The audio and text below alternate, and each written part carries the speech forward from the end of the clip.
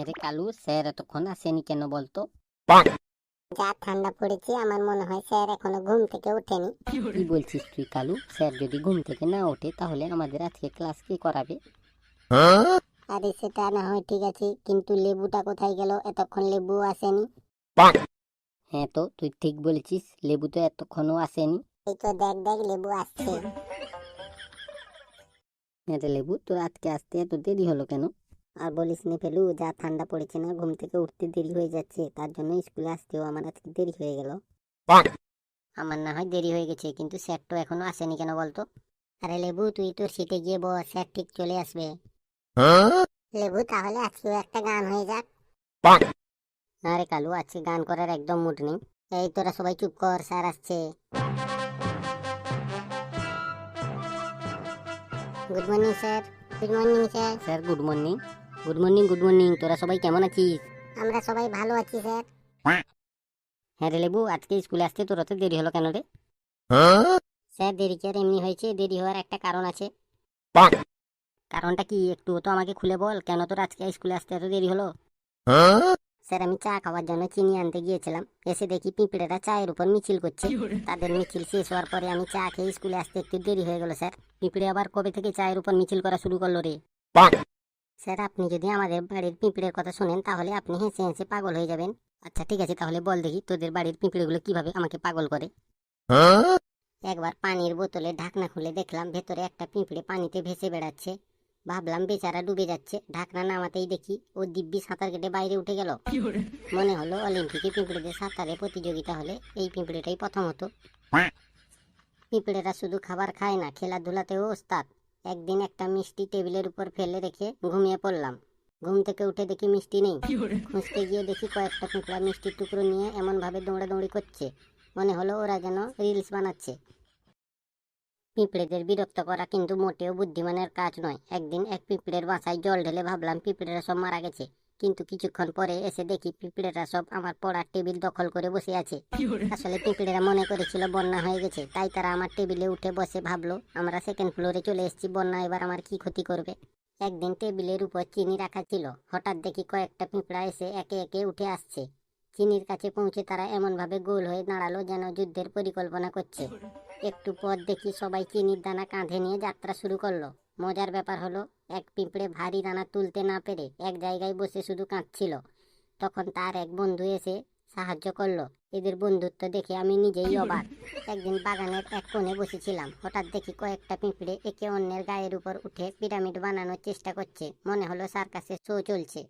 তারপর এইরকম কিছুক্ষণ চলতে চলতে নিচের পিঁপড়েটি 2 নম্বর পিঁপড়ের পিছনে কামড়ে দিল এবং তারা সব মাটিতে পড়ে গেল। তারা ভাবলো আমি খুঁচে দিয়েছি, তাই তারা সবাই আমাকে কামড়াতে দৌড়ে এলো এবং আমি ভয়ে দৌড়ে পালিয়ে ঘরের ভিতর ঢুকে গেলাম। একদিন বারান্দায় একটা ছোট্ট বিস্কুট টুকরো পড়েছিল। হঠাৎ দেখি 2 দল পিঁপড়ে সেটি নিয়ে তুমুল লড়াই শুরু করেছে। এক দল টেনে নিচ্ছে বাম দিকে, আর এক দল ডান দিকে। এইভাবে চললো অনেকক্ষণ। শেষে এক দল হাল ছেড়ে দিল আর বিজয়ী দল বিস্কুট নিয়ে চলে গেল। পুরো ঘটনাটা দেখে মনে হলো এটি কোনো বিশ্ব টানাটানি প্রতিযোগিতা। একদিন আমি এক পিঁপড়েকে আঙ্গুল দিয়ে ধাক্কা দিলাম। হঠাৎ দেখি সে একদম মরে যাওয়ার ভান করলো। আমি ভাবলাম সত্যিই হয়তো মরে গেছে, কিন্তু একটু পরে যখন নজর সরালাম তখন দেখি সে দিব্যি হাঁটছে। মনে হলো এই পিঁপড়েটি অভিনয়ে সেরা। টেবিলের উপরে মধুর একটা কৌটা ছিল। পিঁপড়েরা দল বেঁধে এসে এমনভাবে কৌটোর ঢাকনার উপর হাঁটছিল যেন মধু দখল নেওয়ার অভিযান শুরু করলো। ঘরের কোণে এক পিঁপড়ের দল আর এক টিকটিকির মধ্যে খাবার নিয়ে যুদ্ধ শুরু হয়। টিকটিকি খাবার নিতে এলেই পিঁপড়েরা তার দিকে ছুটে যায়। শেষে টিকটিকি এতটাই ভয় পেয়ে পালিয়ে গেল আর পিঁপড়েরা বিজয়ীর মতো খাবার টেনে নিয়ে চলে গেল। একদিন পিঁপড়েদের পথ আটকানোর জন্য একটা কাগজের টুকরো রাখলাম। ভাবলাম এবার বুঝি তারা আটকে যাবে, কিন্তু তারা সেটা পেরিয়ে একবারে দেওয়াল বেয়ে উপরে উঠতে লাগলো। তখন বুঝলাম এই পিঁপড়েরা শুধু পরিশ্রমী নয়, বুদ্ধিমানও বটে। স্যার এবার তো বুঝতে পারলেন আমাদের বাড়ির পিঁপড়েগুলো কত আমাকে জ্বালাতন করে। ঠিক আছে ঠিক আছে, এবার সব বুঝতে পারলাম, তোদের বাড়ির পিঁপড়েগুলো খুব ভয়ানক। আচ্ছা লেবু, তাহলে প্রাকৃতিক পরিবেশ কাকে বলে বলতো? স্যার আমাদের প্রাকৃতিক পরিবেশে গাছপালা, পশু পাখি, মানুষজন সবাই থাকে। তাদের মধ্যে পিঁপড়েও থাকে। পিঁপড়েরা খুব ভয়ানক স্যার। পিঁপড়েদের 6টি পা আছে, 2টি চোখ আছে এবং 2টি কান আছে। পিঁপড়েরা কোনো সোয়েটার পরে না, তবুও তাদেরকে একটুও ঠান্ডা লাগে না। কেমন লাগলো স্যার প্রাকৃতিক পরিবেশের ঘটনা শুনে? আজকে লেবু মনে হচ্ছে সব প্রশ্নই পিঁপড়ে দিয়ে চালিয়ে দিবে। পরিবেশে এত কিছু থাকতেই শুধু তোর পিঁপড়ের কথাই মনে পড়লো। আচ্ছা তাহলে বলতো খেলার গ্রাউন্ড কাকে বলে? স্যার, খেলার গ্রাউন্ড হলো এমন একটা জায়গা যেখানে ব্যাট, ফুটবল ইত্যাদি খেলা খেলা হয় এবং সেই গ্রাউন্ডে মাটির নিচেও পিঁপড়াও থাকে। পিঁপড়েরা খুব ভয়ানক স্যার। পিঁপড়েদের 6টি পা আছে, 2টি চোখ আছে এবং 2টি কান আছে। পিঁপড়েরা কোনো সোয়েটার পরে না, তবুও তাদেরকে একটুও ঠান্ডা লাগে না। আজকে মনে হয় লেবু সব প্রশ্নের উত্তর পিঁপড়ে দিয়ে চালিয়ে দিবে। এবার এমন একটি প্রশ্ন করব যাতে পিঁপড়েকে খুঁজে না পায়। আচ্ছা লেবু, আরেকটি প্রশ্নের উত্তর দিত, বায়ুমণ্ডল কাকে বলে? দেখি এবার বায়ুমণ্ডলে কি করে পিঁপড়েকে আনিস। স্যার, এটা তো খুব সোজা প্রশ্ন। সোজা প্রশ্ন যদি তাড়াতাড়ি উত্তর দে।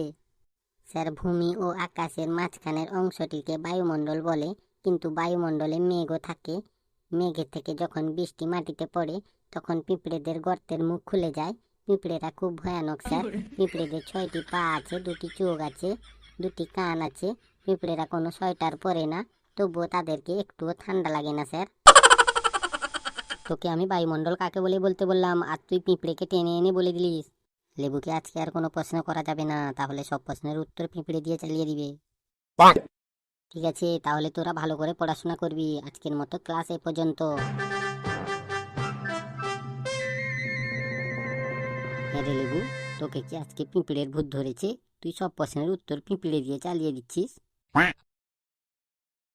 হ্যালো বন্ধুরা, ভিডিওটি কেমন লাগলো তা কমেন্ট বক্সে জানাবেন এবং ভিডিওটি ভালো লাগলে চ্যানেলটিকে সাবস্ক্রাইব করবেন।